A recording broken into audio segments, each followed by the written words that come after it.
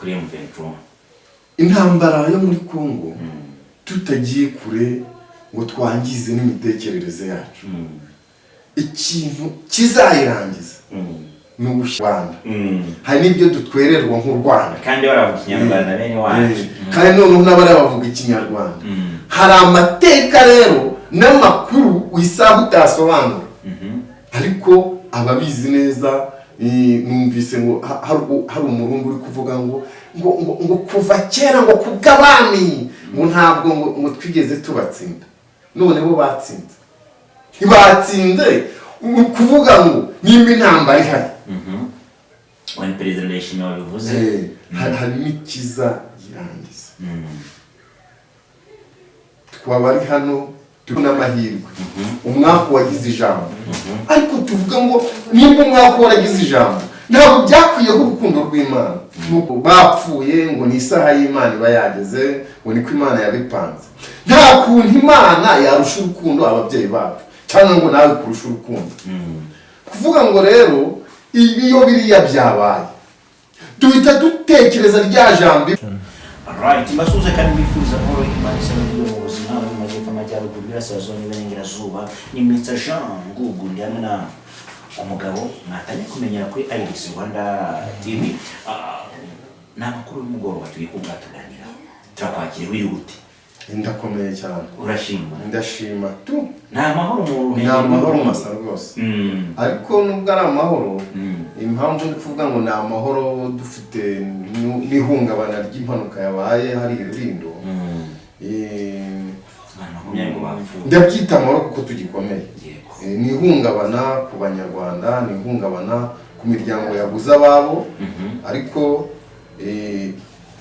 nk'uko tukomeza tuganiriza nabo bose bagize ibyo byago ni nako tuvuga ngo iyo usitaye ku mwaka urakomeza iyo udakomeje urihangana ni ibintu bisanzwe ni wa munsi w'umuntu wageze aho ntabwo tubyumvikana iyo usitaye ku mwaka ushobora gukomeza cyangwa se ugasigara naho ngaho kuko hari akantu abantu bakunda kuvuga ngo nimba ngo buriya ngo bapfuye ngo ni isaha y'Imana iba yageze ngo niko Imana yabipanze nta kuntu Imana yarusha urukundo ababyeyi bacu cyangwa ngo nawe kurusha urukundo kuvuga ngo rero iyo biriya byabaye duhita dutekereza rya jambo Imana yavuze imaze kujugunya Satani mu isi yaravuze ngo wasi we ugushigishana ubona bambari bawe kuko umanukiwe n'umubi ubwo rero isi imaze kumanukirwa n'umubi biriya byose byahise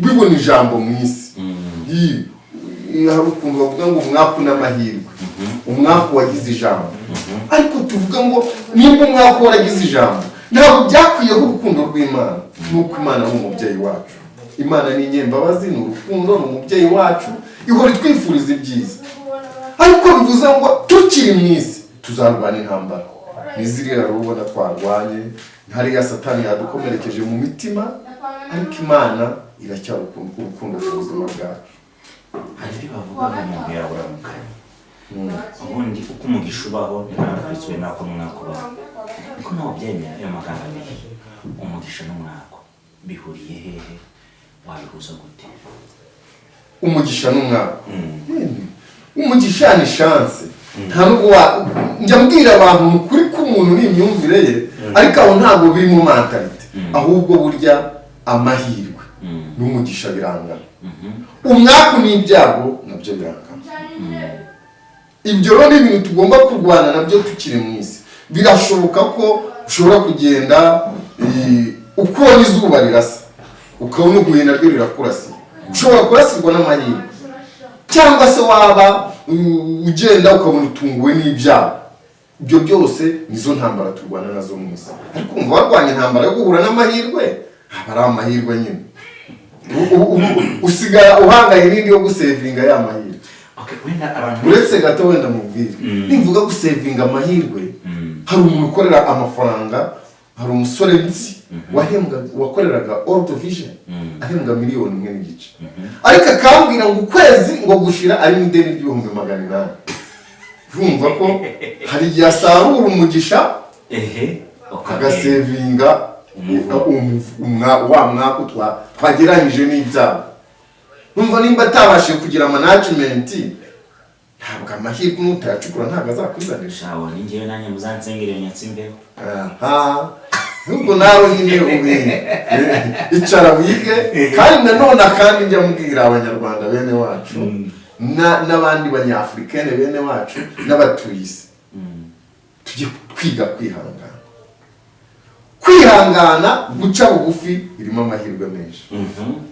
Muti kwihangana guca bugufi ni kufatanye twagiranye na Ryoherwa Family TV mugiye kujya mubona ibiganiro bitandukanye ariko bizagaruka ku makuru ari trend tugaruke no kuyoboka Imana cyane ariko kandi ntibizabatumwe kumbona kuri Ryoherwa Family TV nani ngapa kuyoboka Imana.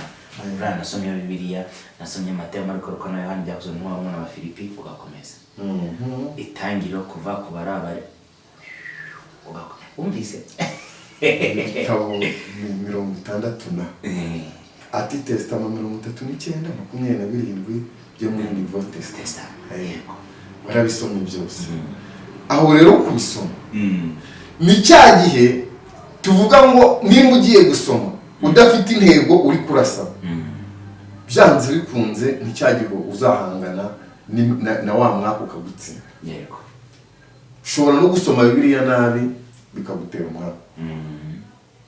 Ibyo uzi nibyo bazwa. Kuko n'uri ku rugamba ukaba uri kurasa ku ntego byanga bikunze urugamba uzarutsinda. Ni nako mu kanya numvise amakuru ya M23 ngo yapushinze yageze aho bita Ihusi ni hafi aho za Kirehe ikomeza ijya Bukavu.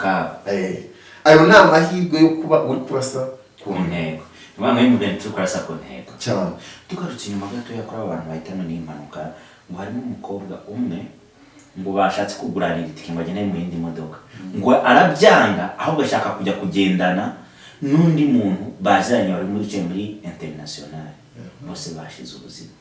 Iki kintu cyagishatse kuvuga iki mu bantu tugira iyerekwa cyangwa se imyizere itandukanye ko ushaka kuhinga wisohoka hano guma hano ukabyanga wasohoka hano ugasanga wapiri hari imbere.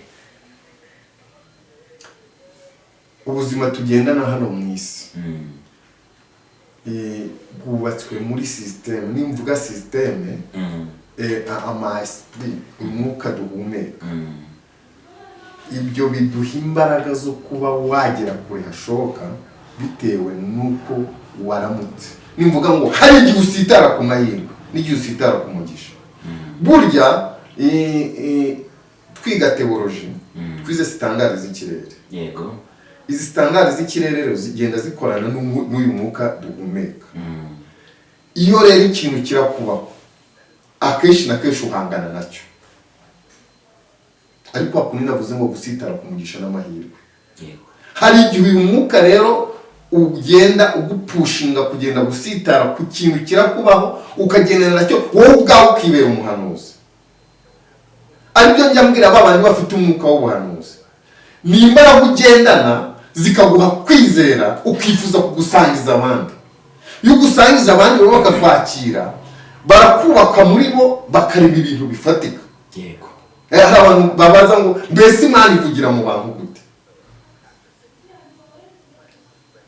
Ngira ngo mu kiganiro cyashize nababwiye uburyo Petero yagize kwizera kurabyimba muri we, Imana banini muri we, arangije isangiza ari Yerusalemu aravuga ngo wa wundi aratangira yongeraho n'ijambo ubuhanuzi arahanura.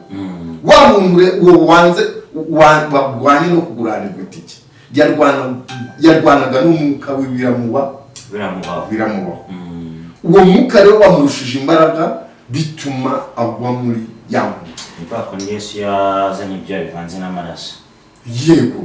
Yari ari ku musozi asenga ariko agakura imbaraga zibigiye kumubaho. Yego.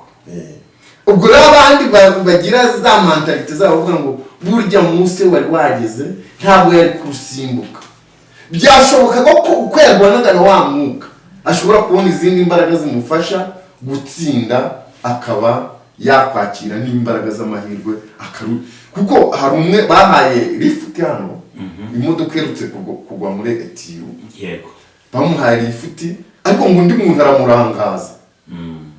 wa mushoferi aramusize amusize ageze imbere asanga bose ngo barangiritse gira ngo iyo modoka harimo n'abazungu irimo modoka itwara abakerarugendo hari barangirika ahubwo umushoferi niwe wangiritse cyane ariko abandi barapfuye yego ibyo rero yabishoboka umushoferi yarapfuye yaguye muri Mukungu mu buryo rero abadukurikirana bagomba kubisobanukirwamo ibi bintu kuko akenshi umuntu asindira mu kabari yanywereyemo kubera ko kenshi mu matorero no mu madini atandukanye intego aba ari ukwigisha abantu kenshi na kenshi ukabikamo n'ubwoba kugira ngo ejo bagire icyizere cy'ibyo ubakuramo. Nimvuga ngo bagire icyizere cy'ibyo ubakuramo, ndashobora kukubwira ngo nutanga ibi nyuma yo gupfa kwawe hari ibizakubaho. Yego. Ariko wowe kubivuga ngo nyuma yo gupfa kwawe runaka hari ibizakubaho, wowe ntabwo ayo makuru yafite nk'uwagiye ngo yazane y'impamo. Ni amakuru y'icyizere. Icyo nizeza abadukurikiranye rero ni uko bagomba kwizera ko Imana ari urukundo ku buzima bwabo. Hari ibyo yagiye yubaka muri twe kandi binasobanutse.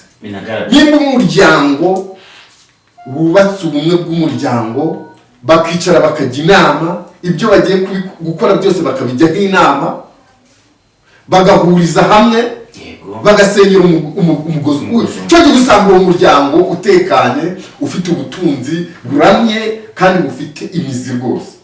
Cyane nk'imiryango ikunda gukora inama za buri kwezi, bakesa imihigo ku byo bagezeho.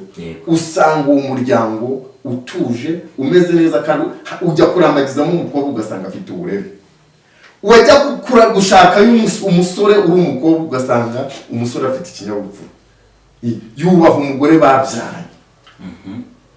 Aramureba akavuga ati uyu mugore twabyaranye namugereranya nka mama wanjye, akamwubaha ntabashe kuba yarambura ukuboko ngo amukubite urushyi. Yego. Uko nako turazamura icyubahiro cy'Imana ku buzima bwacu, bikatubera inkingi dukingira mu mitekerereze ipfuye. Dukajya dufata ibintu byatunaniye, niba wananiwe habuze ubwirinzi, byose tubitwerera Imana. Satani afite akazi ke, Imana ifite akazi kayo. Yego.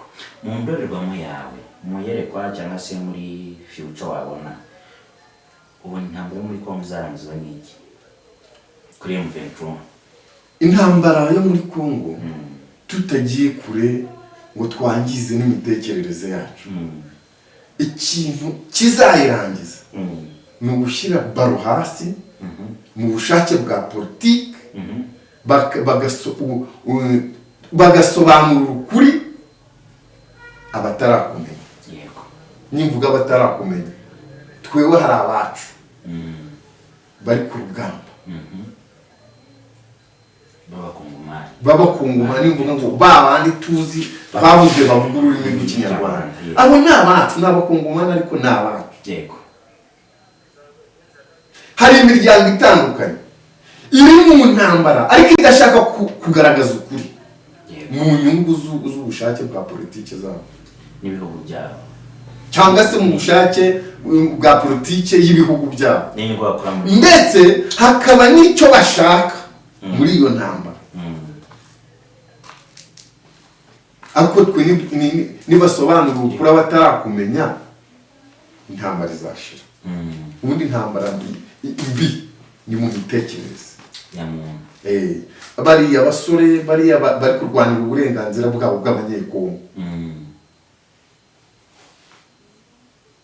bo bashaka guharanira icyubahiro n'ubusugire bw'igihugu cyabo. Ubona nibura Kongo inamutse ifashwe nk'ubukavu igafatwa, ikaba yagabanwamo nka United States of Congo y'amajyaruguru cyangwa y'uburengerazuba, urabona umutekano byazana mu karere? Icyo ni igitekerezo cyawe. Kanalizasiyo ntabwo ari ikintu batekereza none ngo gihite kiba, niko tubyumva. Twarengera nanjye nakumva ububyaba kuko iyo numvise ndi umunyarwanda, hari n'ibyo dutwererwa nk'u Rwanda kandi baravuga ikinyarwanda bene wacu, kandi noneho n'abari bavuga ikinyarwanda. Hari amateka rero n'amakuru isaha utasobanura ariko ababizi neza. Numvise ngo hari umurundi uri kuvuga ngo kuva kera ngo kubw'abami ngo ntabwo ngo twigeze tubatsinda, none bo batsinze ntibatsinze kuvuga ngo nimba intambara ihari wani perezida ndayishimiye wabivuze harimo ikiza yirangiza. twaba ari hano turi kubirebesha amaso tutinjiye mu bushake bwa politiki, ahubwo twakwinjira mu bushake bw'amasengesho no gusaba Imana ngo ihe imbaraga ubushake bw'izo politiki ziri gushoza intambara muri Kongo, yubaka ibifatika ku buzima bw'abaharanira uburenganzira bwabo. Alright, ntabwo nifuje ko ikiganiro kiba kirekire, ndashaka ko mukora subscribe, like, share na comment kuri IDC Rwanda TV ndetse no kuri Uburyohe Family TV. Uryoherwa Family TV. Ariko nambibutse kuko ibikoresho byiza bigezweho, yaba amabase, yaba amasafuriya, yaba amasahani, mugane hano yawe muri Nyarwanda mwadamara kuri 08 8 4 5 3 kongera nsubiremo 0782 4 5 4 kongera ku 3. Dufite na restaurant hariya hafi na Kingdom yitwa n'undi icyapa cyakihari cyanditseho Uryoherwa Family. Okay. Cyangwa se Uryoherwa Alimentation, ariko hasi ukabona ijambo rya jambo n'ubundi Uryoherwa Family TV. Okay. Mbifuriza umugoroba mwiza, mbifuriza ibihe byiza, nyagasani akomeze kubana namwe n'icabuca nakagaruka tuzahure umunsi w'ejo nimugoroba. Iki kiganiro mu gitondo saa 12 n'igice cyaba cyasohotse. Turabakunda. Murakoze, tubasabira umugisha mwinshi cyane. Esta, maze kukuramya kwa turazinduka. Gahunda ni